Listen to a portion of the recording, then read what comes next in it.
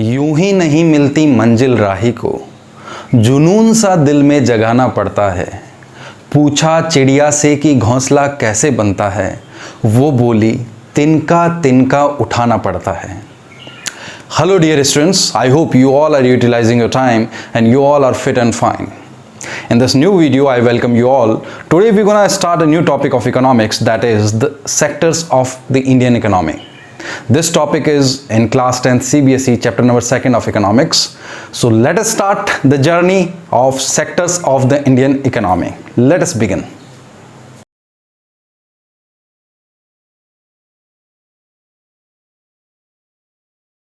Now dear students, in this video we are going to cover 5 important topics. And which are those 5 important topics? We're going to understand what we mean by economic activities, how can we group together different kind of economic activities, and how can we call them sectors. Then we're going to compare the sectors, how to create more employment in India, organized and unorganized sector, public and private sectors. Now let us start with the first topic, that is sectors of economic activities. You might have heard this word many a time, economic activities. आपने बहुत बार ये word सुना होगा. क्या होता है इसका मतलब? Economic activities, such human activities in which monetary value is included, and non-economic activities are opposite of it, in which no monetary value is included. Now, what do you mean by that? See, अलग अलग type के work लोग करते हैं. कोई farmer है, कोई chartered accountant है, कोई डॉक्टर है, कोई मैन्युफैक्चरिंग यूनिट के अंदर वर्क कर रहा है, और वो जो वर्क करते हैं उनके बिहाफ पे उनको पेमेंट मिलता है. तो ऐसी एक्टिविटीज़ को हम इकोनॉमिक एक्टिविटीज़ कहेंगे, और जो एक्टिविटी जिसमें पैसा इन्वॉल्व नहीं है, वैल्यू इन्वॉल्व नहीं है, उसको नॉन इकोनॉमिक एक्टिविटी कहेंगे. अब हम देखते हैं इसको और इसको समझते हैं एक और अच्छे एग्जाम्पल के साथ में. Now let us take a simple example. Teacher teaching at school and charging fee, that is economic activity. Now your mother teaching you at home without any fee, that is non economic activities. So वैसे घर में तो बहुत सारी non economic activities होती हैं, कोई charges नहीं लगते, तो कम से कम थैंक यू बोला करो. So now you all know what are economic activities. Now next question is, in how many parts we can divide economic activities? How can we group together different kind of economic activities? There are different people doing different kind of works. Some are farmers, some are engineers, chartered accountant, doctors, some are involved in manufacturing unit. How can you divide these economic activities? So economic activities of different natures can be grouped together, and these groups are called sectors. अलग अलग type की economic activities को हम एक group में ले सकते हैं, और उन्हीं ग्रुप को हम क्या कहते हैं? सेक्टर्स कहते हैं. तो ये जो इकोनॉमिक एक्टिविटीज़ होती हैं, इनको हम कितने पार्ट में डिवाइड कर सकते हैं? Economic activities can be divided in 3 sectors: primary sector, secondary sector, manufacturing sector, and tertiary sector. The other name of tertiary sector is service sector, and other name of secondary sector is manufacturing sector. So that's how we can group different kind of economic activities in 3 parts. Such economic activities which are based on natural resources, they are involved in primary sector like agriculture, mining, fishing, forestry, dairy. So ऐसी economic activities जो nature पे based है, जो direct nature पे based work हो रहा है, चाहे वो फार्मिंग हो रही है, चाहे एनिमल हस्बेंड्री हो रही है, इसलिए इसको हम प्राइमरी सेक्टर कहते हैं. ना इसको प्राइमरी सेक्टर क्यों बोलते हैं? क्योंकि ये दूसरे सेक्टर्स के लिए बेस प्रोवाइड करवाता है. That's why we call it primary sector, because it provides the base for all other products that we subsequently make. Secondary sector में चीजें प्राइमरी सेक्टर से आती हैं. That's why we call it primary sector. Now secondary sector, that is the second sector. So such economic activities in which natural products are changed, they are changed into any other form, they are made as the finished goods. यहाँ पे secondary sector में चीज़ें manufacture की जाती हैं, इसलिए इसको manufacturing sector भी बोलते हैं. और ये मैन्युफैक्चरिंग कहाँ पे होती है? इंडस्ट्रीज में, इसलिए इसका एक दूसरा नाम इंडस्ट्रियल सेक्टर भी है. Now the third sector is tertiary sector, service sector, like IT, like communication, transportation, storage. These all things are involved in tertiary sector. Chartered accountant, professionals, doctors, police, army, they all are involved in tertiary sector. So apart from secondary and primary sector, all different kind of economic activities are included in tertiary sector. Now what is tertiary sector? How can you describe it? So economic activities which help in the development of primary and secondary sectors, जो primary और secondary sectors के development में मदद करती हैं, उनको हम जो है टर्शियरी सेक्टर के अंदर इन्वॉल्व करते हैं. जैसे transportation, storage, communication, banking. Sir ये कैसे प्राइमरी और सेकेंडरी सेक्टर में मदद करती है? अच्छा सोच के देखिए, सेकेंडरी सेक्टर्स के अंदर चीज़ें बनती हैं, मैन्युफैक्चर की जाती हैं। भाई अब इंडस्ट्रीज़ के अंदर चीज़ें बन गई, मैन्युफैक्चर हो गई, तो नेक्स्ट स्टेप क्या है? उनको मार्केट तक पहुंचाना। और आप वो कैसे पहुंचाओगे? ट्रांसपोर्टेशन के जरिए।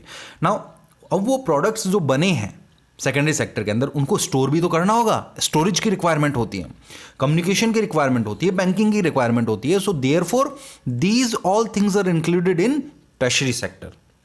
Now apart from this, some essential services are also involved in tertiary sector. They don't directly help in the production of goods like teachers, doctors, administrative works. So we include those in tertiary sector. Now let us compare the three sectors. How do we count the various goods and services and know the total production in each sector? एक पूरे year में कितना production कौन से sector में हुआ है, ये हम कैसे जान सकते हैं? तो देखिए, जो वैल्यू होती है फाइनल गुड्स एंड सर्विसेज की, वो काउंट की जाती है, ना कि नंबर्स काउंट किए जाते हैं। जैसे अगर 10,000 केजीज ऑफ वीट बेचा गया है 8 रुपीज़ पर केजी से, तो हम उसकी वैल्यू को काउंट करेंगे। अगर हमें टोटल प्रोडक्शन निकालना है हर सेक्टर में, तो वैल्यू को काउंट किया जाता है, ना कि नंबर्स को। अगर कोई बिस्किट बनाने वाली कंपनी है, वो मानो 1 लाख बिस्किट यूनिट बनाती है, 1 लाख प्रोडक्ट बनाती है बिस्किट्स, तो हम 1 लाख बिस्किट्स की कितनी प्राइस है, वैल्यू है, उसको काउंट करेंगे, ना कि यूनिट्स को।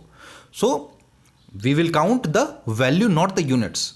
Now here is a note that only the final goods and services are added, not the value of intermediate goods. Now what do you mean by intermediate goods? Look at this picture. For a biscuit company, the intermediate goods are sugar or the wheat or the oil. So we count the value of only finished goods and services if we have to count the total production in each sector. So for a biscuit company, sugar and wheat flour are intermediate goods and the biscuit is the final product, that is consumer goods. So final product is also known as consumer goods that goes to the consumer. Now here, final goods already include the value of intermediate goods. So for a biscuit, the value of intermediate goods are already included. Just take a simple example. If a farmer who sells wheat to a flour mill for rupees 8 per kg, अगर एक farmer ने flour mill को rupees 8 पर KG के according wheat बेचा है और फिर उसने मिल के अंदर ग्राइंड किया वीट को और 10 रुपये पर केजी के हिसाब से बिस्किट कंपनी को दे दिया, और फिर बिस्किट कंपनी ने उसी फ्लोर को यूज़ किया कुछ दूसरे अपने इंटरमीडिएट गुड्स के साथ में, जैसे शुगर है, ऑयल है, और 4 पैकेट्स बिस्किट के बनाए। अब वो कंपनी क्या करेगी? उन 4 पैकेट्स को बेचेगी ₹15 पर पैकेट के हिसाब से, और 60 रुपये उसने कमाए हैं। तो वो जो ₹15 पर पैकेट है, उसमें इंटरमीडिएट गुड्स की वैल्यू ऑलरेडी इंक्लूडेड है। तो इसलिए हम फाइनल गुड्स एंड सर्विसेज की वैल्यू काउंट करते हैं, ना कि इंटरमीडिएट गुड्स की। तो यहां पे इस एग्जाम्पल के अंदर शुगर, ऑयल, ये क्या एग्जाम्पल है? ये एग्जाम्पल है इंटरमीडिएट गुड्स के, और बिस्किट फाइनल गुड्स के example. Now this is very interesting, GDP. You might have heard this word many a time, like GDP has grown so fast, GDP has declined many a time in news. What do you mean by GDP? Gross Domestic Product. This is the full form of GDP. Now GDP is the sum of total domestically produced goods and services. Very simple. GDP जो होती है वो क्या होती है? जो अभी हमने पहले देखा, टोटल जो ईच सेक्टर है, चाहे वो प्राइमरी सेक्टर है, सेकेंडरी सेक्टर या टर्शियरी सेक्टर है, उनमें टोटल प्रोडक्शन कितना हुआ है गुड्स एंड सर्विसेज का, उनके टोटल प्रोडक्शन को जब हम सम करते हैं, उनको ऐड करते हैं, तो उसी को आप GDP कहते हो. So the sum of all the domestically produced goods and services in a particular year is known as GDP.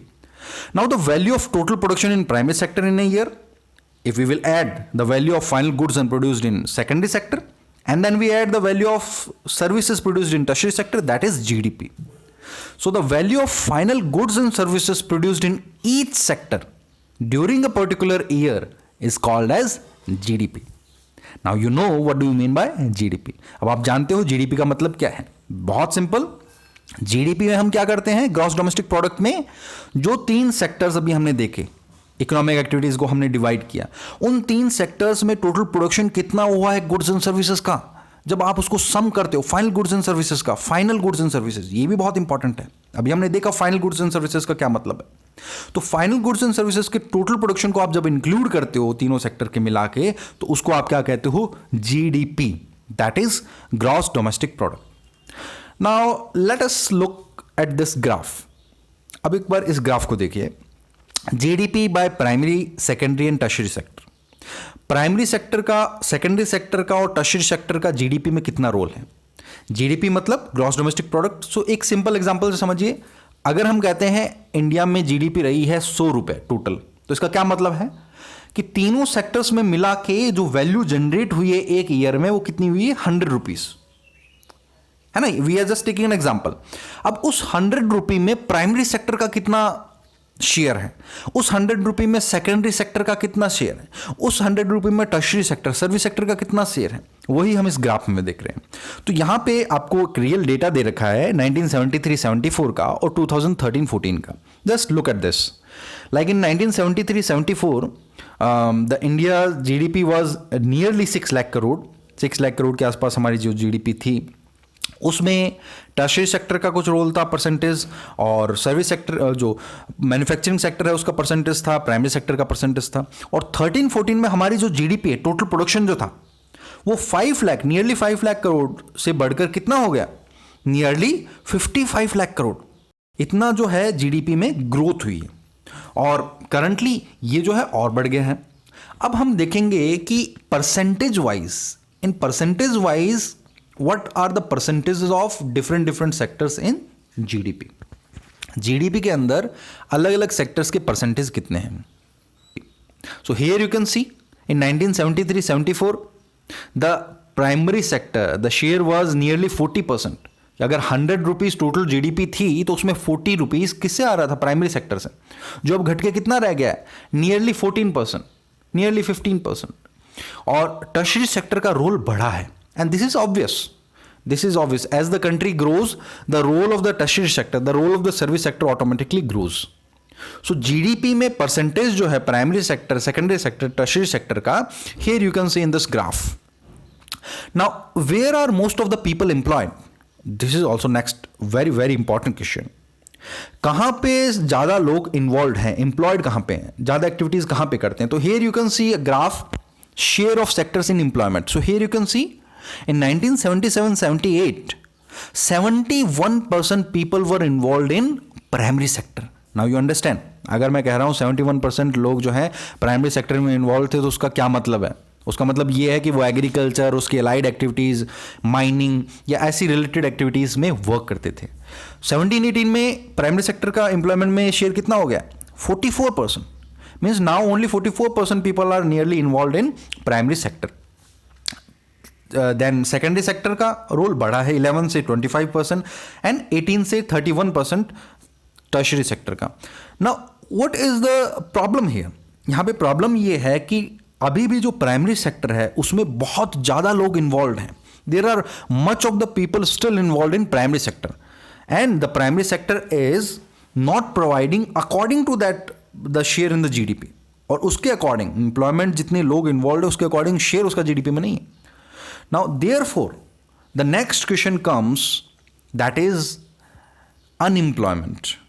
Unemployment क्या होती है? What is unemployment? You might have seen many people willing to work, but they don't get job. So that situation is known as unemployment. There are many people. In India, we face, this is the biggest difficulties these days we are facing. There are people who are looking for job, but they don't get job. So unemployment is a condition where a person is willing to work but fails to get job. So that is unemployment. Now, underemployment or disguised unemployment, what do you mean by that? Underemployment और disguised unemployment से आपका क्या मतलब है कि ऐसी situation where people are working but all of them are made to work less than their potential. बहुत लोग जो हैं वर्क तो कर रहे हैं लेकिन उनके पोटेंशियल से कम जो है वो अर्न कर रहे हैं. People got their degrees but now they are doing menial jobs because they don't have other opportunities. So people who are working but they are not get paid according to their potential, so they are underemployed. So therefore next question comes, how to create more employment. ज़्यादा employment generation कैसे किया जाए. So here you can give 4 important points. That cheap agricultural credit to the farmer, this must be done. In agriculture sector, as you know, there are much of the people employed. So we can provide them credit so that they can introduce new technology in their farming, and that's how they can generate more crop production, and that will benefit them. Then second is providing facilities like cold storage, setting of industries that process agri products near the semi-rural areas. In villages near forest areas, setting of honey collection centers. Like this we can create opportunities for the farmers, for the people who live in rural areas, so that they can earn more. Now many schemes must be introduced by the government, good schemes like Manrega. Now the next question is, what do you mean by Manrega? That is MGNREGA, that is Mahatma Gandhi national rural employment guarantee act. अब इसका क्या मतलब है? तो देखिए, मनरेगा जो है, this is right to work.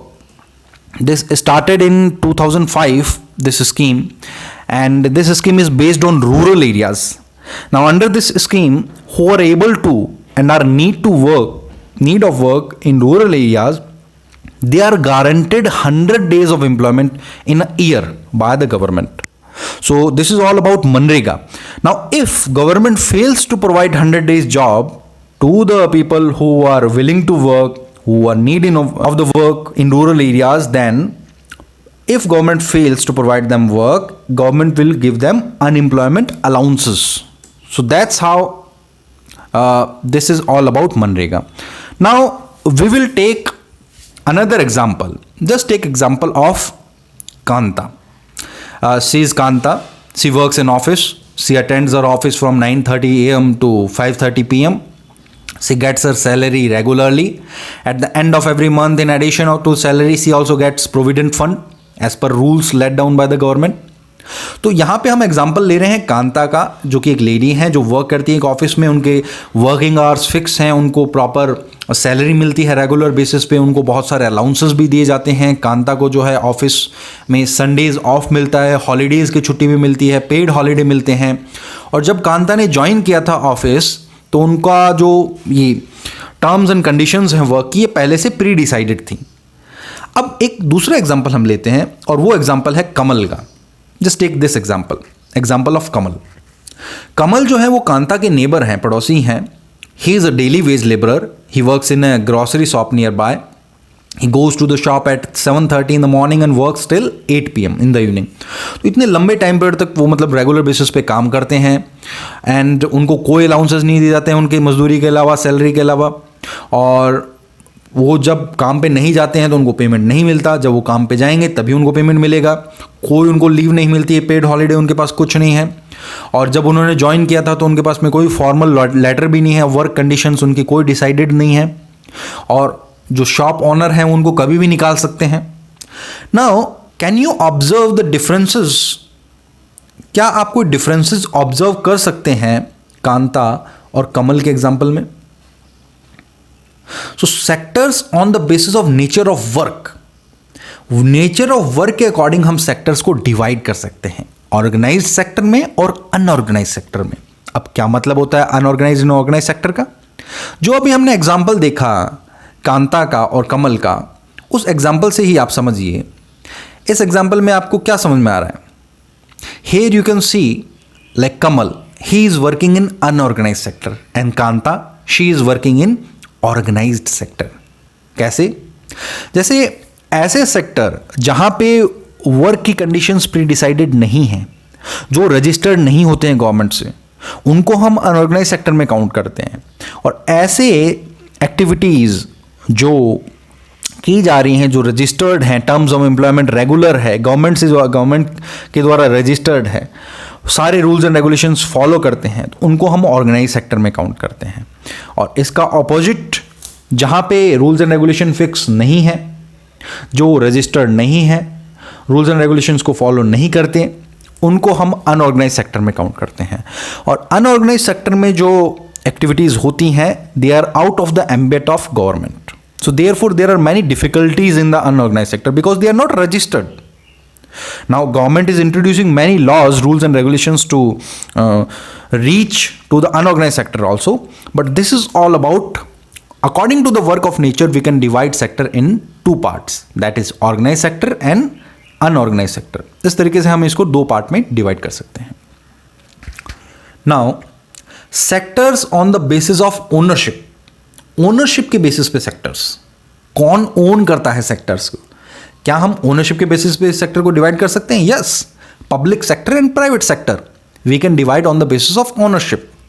Now, what we mean by public sector and what we mean by private sector? In public sector, the government owns most of the assets and provides services like railways, post offices, etc. In private, ownership is in the hands of individuals like Reliance Industries, like Tata, like Maruti Suzuki. They are the private sector. So, in the private sector, the ownership of assets is in the hands of individuals. Now, dear students, let us conclude the chapter with a task. What you gonna do? You are going to find out 5 people in your family or neighbor, name them and write the sectors in which they work according to economic activities, nature of work and on the basis of ownership. Let's do it. Thank you all. Thank you very much.